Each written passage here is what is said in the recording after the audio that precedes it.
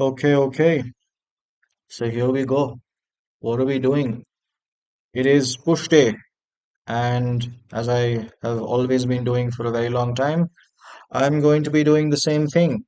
Because doing the same thing, the very unglamorous small things that you do over time is what is going to lead up to something big. Probably 5 years down the line, probably 6 years down the line, hopefully. So, uh, well, what I'm actually doing here, that was the self-help talk that was coming in. But what I'm actually doing here is some warming up, right? And neck rotations. So this is to warm up my shoulders. I feel like it opens things up for me. If you are new to my channel, I really like to do elaborate warm-ups, and I really like to get the blood flowing, which I probably again I'm going to say for I think this is the 975th time that I said I'm going to keep the blood flowing, right?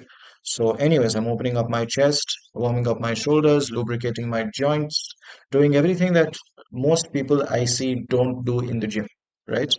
Why are you supposed to do all of this? Because it's good for injury prevention. You do not walk into a gym, I really don't understand this, and then just, start with your working set, right? One thing that I do see people do though is that they come to the gym, and run. They run for about 20, 15 minutes or 20 minutes on the treadmill, and that again is something which is counterproductive to lifting weights.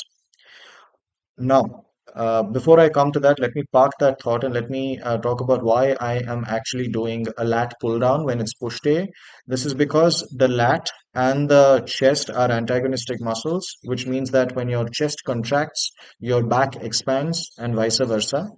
And when you want to really when you want to see to it that your back is stable, right? You want your back to kind of like, have some level of activation, some level of muscular activation. At least personally, it kind of helps me arch my back, right? And retract my shoulders and keep it stable when I'm doing my pressing movements, whether that be barbell movements or dumbbell movements, right?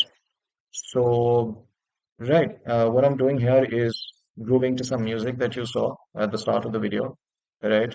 Um, but upon coming back to the cardio thing, it's important to understand that if you do cardio for like 15 minutes or 20 minutes before a weightlifting session, you're in fact reducing your what is it called, force throughput and your ability to lift hard weight, right? So it's going to actually be counterproductive and not let you have a better session, right? A productive workout session that would normally have if you had not done that previously, right? So you could warm up for about 5 minutes or 6 minutes. That's not a problem. That is something that you can actually do, but don't go more than that. Anyways, coming to what I'm doing here is a closed grip Smith machine bench press. Why close grip? Because of the triceps, right? I'm trying to bring my triceps up. Now, it's really important that a lot of, I would say, natural lifters are torso dominant. What does torso dominance mean? Torso dominant is, it's just that your torso, that is your torso, your upper body kind of takes up more of the movements, more of the weight, okay, compared to your arms. So bringing up your arms becomes a challenge. And a lot of people concentrate a lot of pressing movements and a lot of, like, I would say, rowing movements, pulling movements. It's more pressing movements than pulling movements. This also leads to muscle imbalances. Don't do that. But what happens generally is that people don't end up uh, uh, getting their arms big enough. Guys don't end up, getting their arms big enough, and they end up having muscle imbalances later on. So close grip bench press is going to hit my chest, but it's also going to bias my tricep. It's going to bias what is called the lateral head of the tricep, right? Which from the side is going to look, pretty aesthetic. You're going to get that what is called that cut. But again, when it comes to that cut, it's not a question. It's mostly a question of seeing to it that you have muscle mass, of course, which you have to build. But at the same time, it's also a question of leanness. So if you're not like, lean enough, no matter how much muscle mass you have, you're just going to look uh, not so defined, right? Because, what's going to reveal your gains is a low body fat percentage. So again, this is programmed in the 6 to 8 rep range, what I'm doing. and it's decently heavy lifting.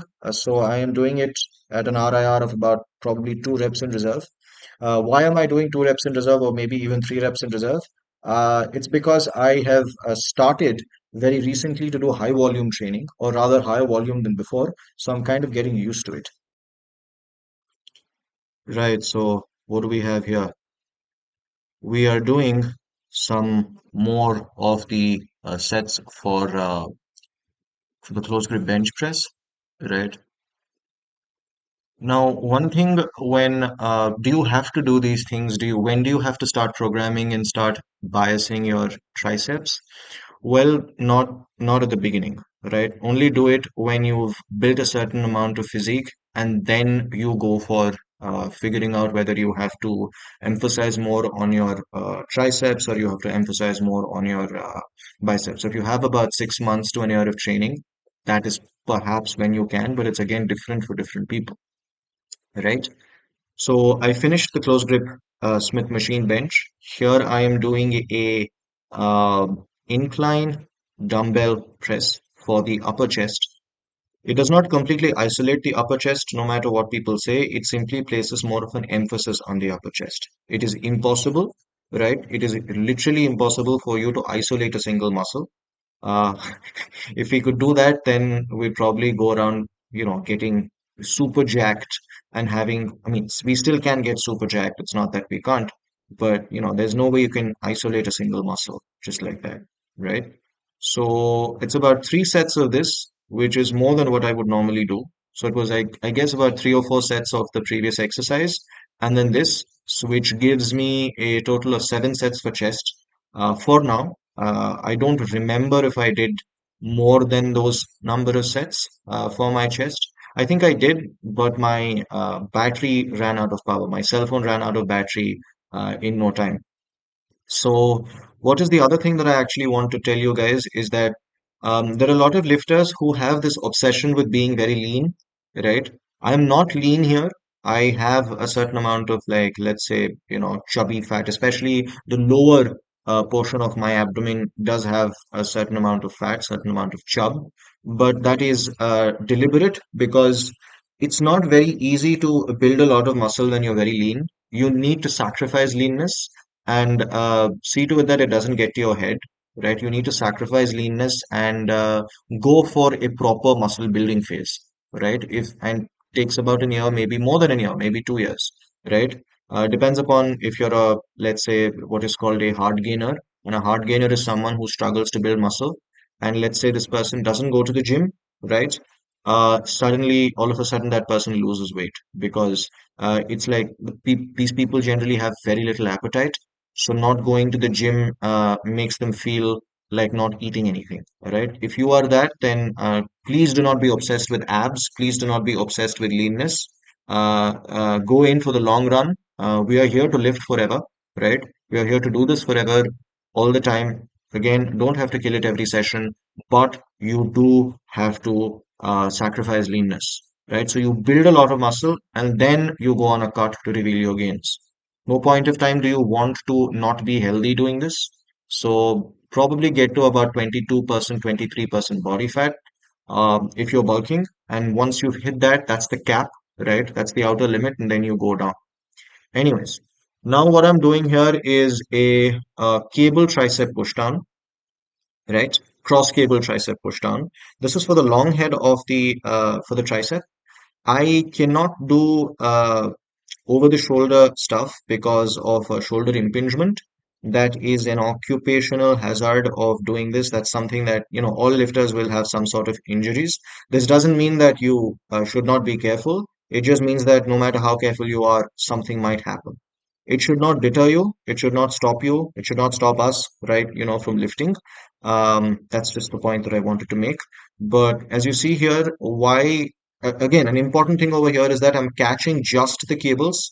Now it's important that you slowly put the cables back right after you finish your set. Otherwise, your thumb will jam into the pulley, and that might, you don't want that. That's an injury, right? So be careful when you do that.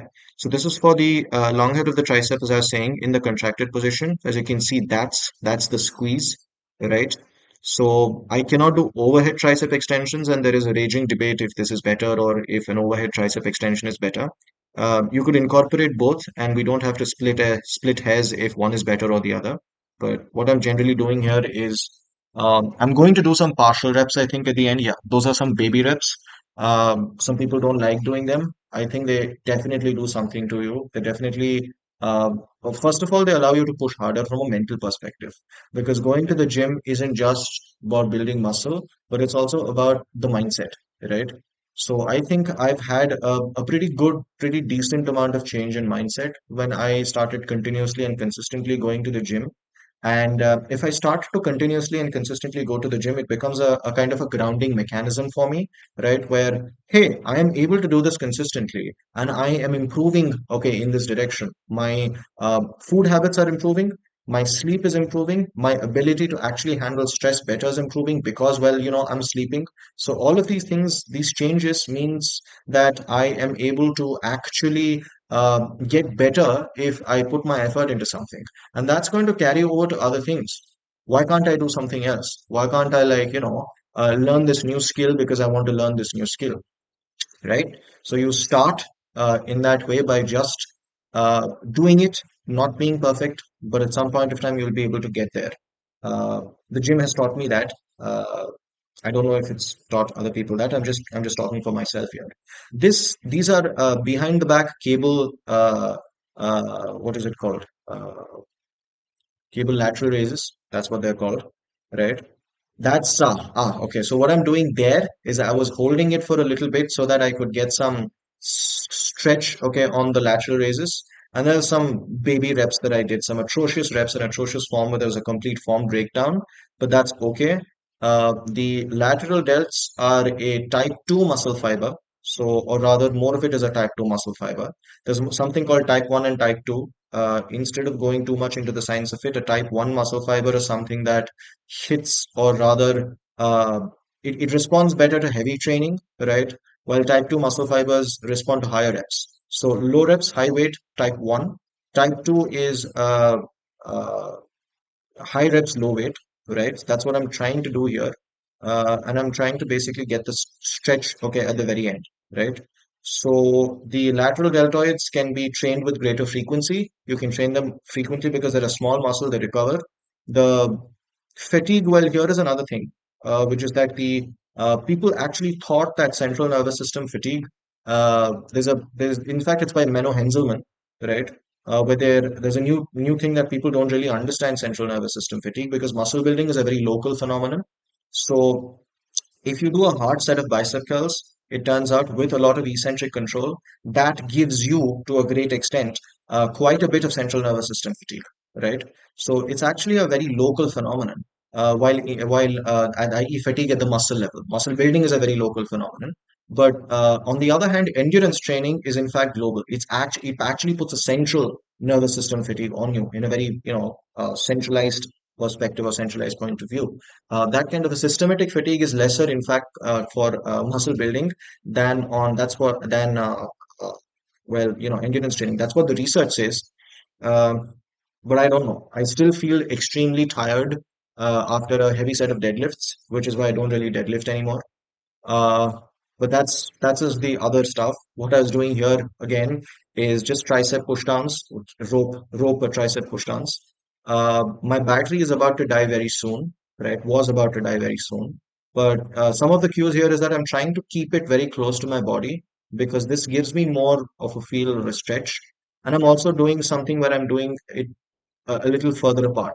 It makes it more difficult when you keep it closer to your body and makes it a little easier when you keep it further apart. But when you keep it further apart, your shoulders also kick into the picture. So I'm kind of varying it in both ways, where I am doing it closer to my body, holding the rope closer to my body, right? And I'm holding it a little away from my body, like and probably also a little bit in between.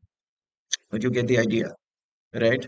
I think this was a warm-up set that I'm showing you now. I should have shown you the warm-up set before, but this was just a warm-up set where I was getting used to it. This is not how a actual working set should look like because it's too easy. I'm hardly feeling the weight, and the rep is very fast. Now, with regards to fast and rep, those two words actually kicked into my head what is called rep slowdown. So if you are watching someone do a workout and you don't want to think in terms of numbers, which is, oh my God, what is a rep in reserve? Is it, I don't know what crane. I'll continue that and then I'll shut up. Which is that if you're seeing someone do a particular exercise and there is a slowdown in the concentric, this means that this person has done an effective set, right? Just a slowdown. Just look for a slowdown, not a deliberate slowdown, but a slowdown that happens because your muscles are so fatigued or your muscle is under so much of mechanical tension that it's not able to lift the weight. Okay, that is something which is important when it comes to understanding if what you're doing is an effective set or not. Just watch out for that and you'll be good. See you next time.